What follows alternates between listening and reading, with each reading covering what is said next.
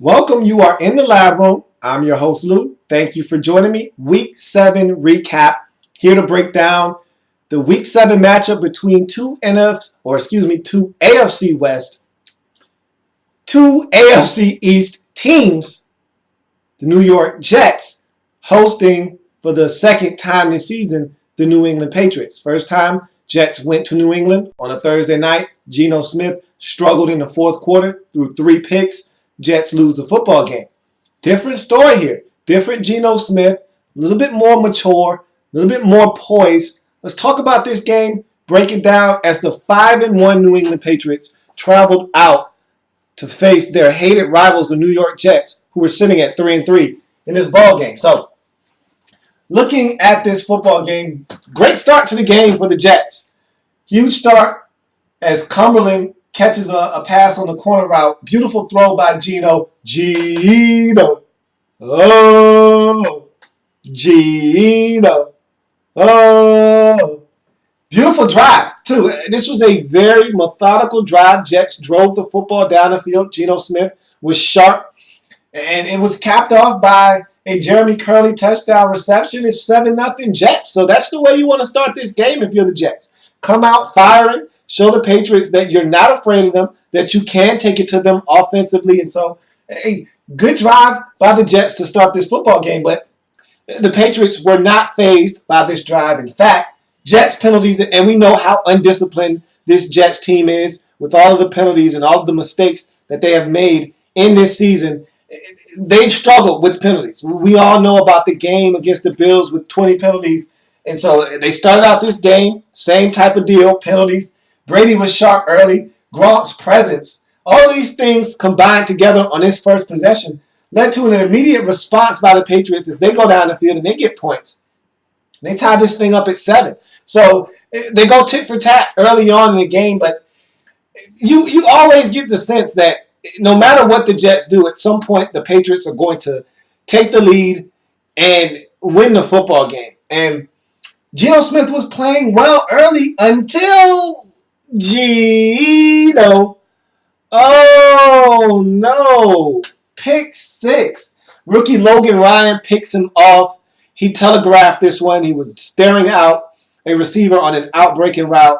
Ryan picks the pass off, takes it the other way for 6. It's now 14-7 Patriots. But Geno was sharp early, okay? Give him credit. He was 5 for 5 on third downs. And as I started to write that down, he hit another one on third down, and he was 6 for 6 on third downs. And that's the money down in the National Football League. If you can convert third downs, you'll give yourself a chance to win. Geno was doing that early on in this football game, and that led to a field goal. So that cut the deficit down to 14-10. And then Julian Edelman gets a great return early in the second quarter, and I just marvel at what he's able to do. Whenever the Patriots ask of Julian Edelman, he goes out and does it. Is he Wes Welker? No. But look, the Patriots say, hey, Julian, we need you to return kickoffs. It's done. Hey, Julian, we need you to run back punts. It's done. Hey, Julian, we need you to go out wide and be our wide receiver. It's done. Hey, Julian, need you to go into the slot and be our Z receiver. It's done. Whatever the Patriots ask of Julian Edelman, he gets the job done. And I don't think he gets enough credit for his agility either. On this play, the cuts, the stops on this return, oh my goodness. He looked like a joystick out there. I mean, he looked like shades of Dante Hall. I mean, he stopped, he cut back, he stopped, he cut back again, got some yardage. He's an underrated punt returner is what he is. And at certain points of the season, he was your leader in punt return average. And for good reason. Julian Edelman is a very good player for the New England Patriots. And he set them up with some great field position after that punt return. And Ridley gets in the end zone after the Jets have a holding penalty that extends a Patriots drive. And so they extend the lead out to 21-10. And at this point, if you're a Patriots fan, hey, we got him right where we want him. If you're a Jets fan, here we go again. You're thinking the Patriots are about to run away and hide with this football game. I'm guilty. Guilty as charged. I thought they were about to run away with this game and hide. I certainly did. Most certainly did. And so to see Antonio Allen open up the second half with a pick 6 of Brady, that was a pleasant surprise because I expected this game to get out of hand. I knew the Patriots were getting the football first. In the second half, I expected them to come out and really take it to the Jets. I was wrong. Brady looks for Gronk, and you can tell he was looking for Gronk. He made a concerted effort to try to get Gronk the football in this game.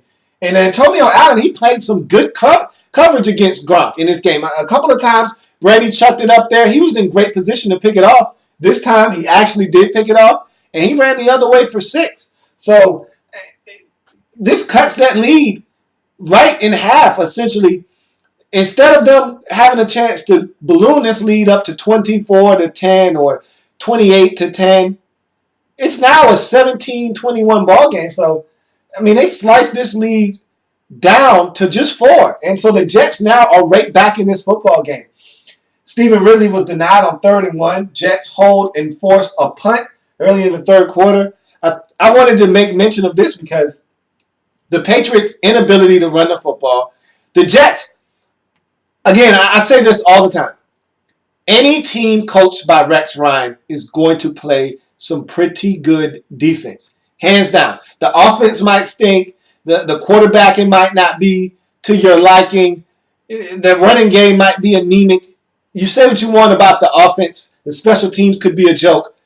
If Rex Ryan is your head coach, the defense will be a well-coached bunch. Now, look, if you don't have the talent, you don't have the horses, you can't get it done. But Rex Ryan is going to put guys in positions to make plays. And now that he has the horses up front, and I'm talking about Muhammad Wilkerson, I'm talking about Sheldon Richardson, I'm talking about Ellis, I'm talking about all the guys that are making this front dangerous for the Jets. Now that he has the horses up front, this is a dangerous Jets. This is a dangerous Jets defense. And they're getting to the quarterback. They're forcing the issue. They're stopping the run. You can't run on this Jets defense. We saw the Falcons try and fail miserably to run the football. The Patriots tried to run the football in this game. They had some opportunities, and they made the best out of those opportunities. But when the Jets wanted to bunk and hunker down and really ratchet the screws up defensively, this Patriots team couldn't run the football.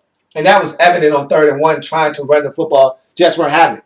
And Chandler Jones forces a fumble for the Patriots. They don't recover it. But on that same possession, they get another sack, and that thwarts that Jets drive that they got after Ridley wasn't able to pick up that 3rd down and 1. So Jets had something going, and Chandler Jones was able to force a fumble. They don't recover it, but the Patriots getting another sack forced that Jets drive to be over. They have to punt the football. And great catch by David Nelson, and I thought he had a huge game. And it always struck me as odd as to why he wasn't on an NFL roster. I've been a huge fan of David Nelson since he's entered the league. Thought he was a solid receiver for Buffalo. Was always injured, and that was the knock on him, that he couldn't stay healthy. But he's a guy that, when healthy, he's a big 6'5" target, long and lanky, can make plays on the football, great red zone target.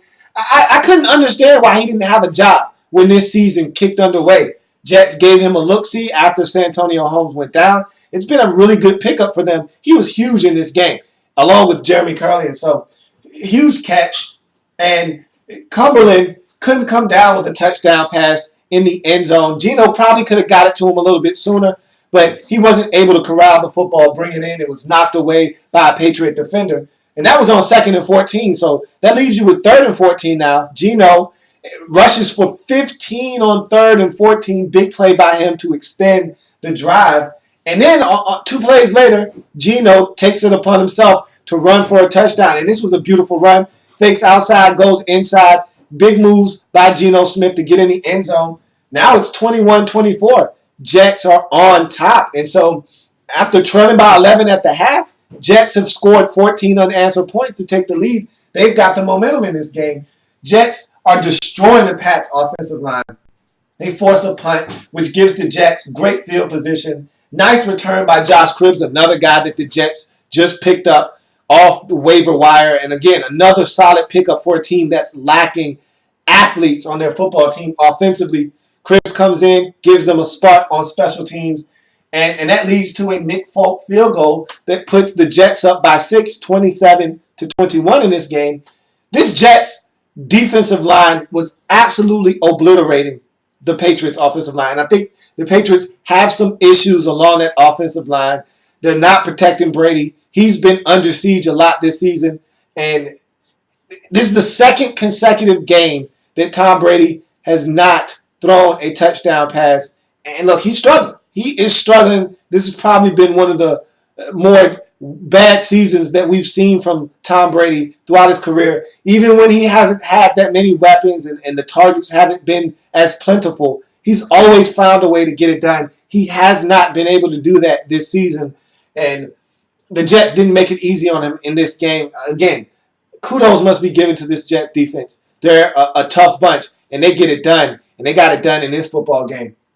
Offensive pass interference negates a touchdown from Stephen Hill. He obviously pushed off on this play. It was a good throw by Geno Smith, giving Stephen Hill an opportunity to make a play. Wasn't able to do so. Patriots kick a field goal and cut this Jets lead to 27-24. And that sets the stage for late in the game. Patriots force a huge punt to give Brady the football back with right around 2 minutes to go. In that 2-minute drill, we saw him be effective in that a week ago against New Orleans. And he wasn't able to get it done against the Cincinnati Bengals 2 weeks ago. Was able to get it done a week ago versus New Orleans. So, and I think I misspoke earlier when I said that he didn't have a touchdown pass in his last 2 games. His last 2 out of 3 games, he doesn't have a touchdown pass. Didn't have one against Cincinnati. Didn't have one in this game against the Jets. But we saw the magic of Tom Brady. We saw Tom Brady being Tom Brady last week against New Orleans. I thought maybe a little bit of that magic still exists, and he was going to pull another one of those late game victories out of the hat. Patriots had the stage set for it. Brady moves the team down the field, but he wasn't able to get them in the end zone. I tell you what, though, Gronk almost made a heck of a one-handed snag. If he catches that football, he walks in the end zone. We're talking about a different outcome in this game, as the Patriots would have won this game by 1 point, 28-27. However, Gronk isn't able to corral that football. They settle for a field goal from Stephen Gostkowski. This game goes to overtime at 27 apiece. We get to overtime. Teams exchange possessions. Then the Jets are able to drive down the field, get into scoring range, but it's a 56-yard field goal. Really don't know if Rex Ryan thinks that he's going to be able to continue to hold Brady down. And so he's desperate. He decides to send Nick Folk out there for a 56-yarder. And I didn't think it was a good idea, because if you missed, you're giving Brady prime field position to go down and get a field goal to beat you. But Rex was desperate. He sends him out there. Folk yanks it left. And for all intents and purposes, this game is probably going to be over. Except the Patriots commit a personal foul, pushing the pile. And look, that's a new one on me. It's a new rule that was implemented in the league this year. They came up with it over the summer. And this is a fine time to really see this rule being implemented. And you never want to be the first, especially in a situation like this. You never want to be the first. Patriots were the first to have this one called on them. It's unfortunate because this puts the Jets now in field goal range. Nick Folk is definitely within his range at 41 yards. Jets get centered, give him an opportunity to knock it home, and that's exactly what Nick Folk does as the Jets get it done in another last-second field goal winning effort. 30-27. Jets get it done. Take their record to 4-3 on the season, bring the Patriots down to 5-2, and all of a sudden, this AFC East division that looked like it was going to be all Patriots all the time, now it's muddled up again. Jets have just made this division interesting once again.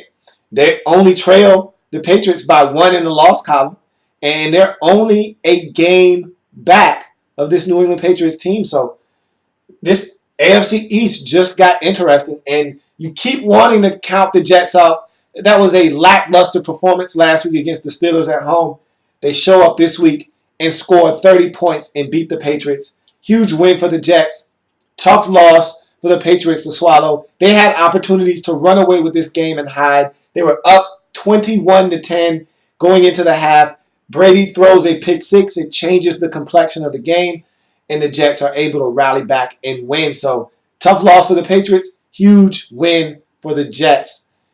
So, that's going to do it for this recap of the Week 7 matchup between the New York Jets and the New England Patriots. If it happens in the National Football League, whether big or small, we cover it all here in the L.A.B. I'll see you next time when I'm breaking down another matchup from week number 7.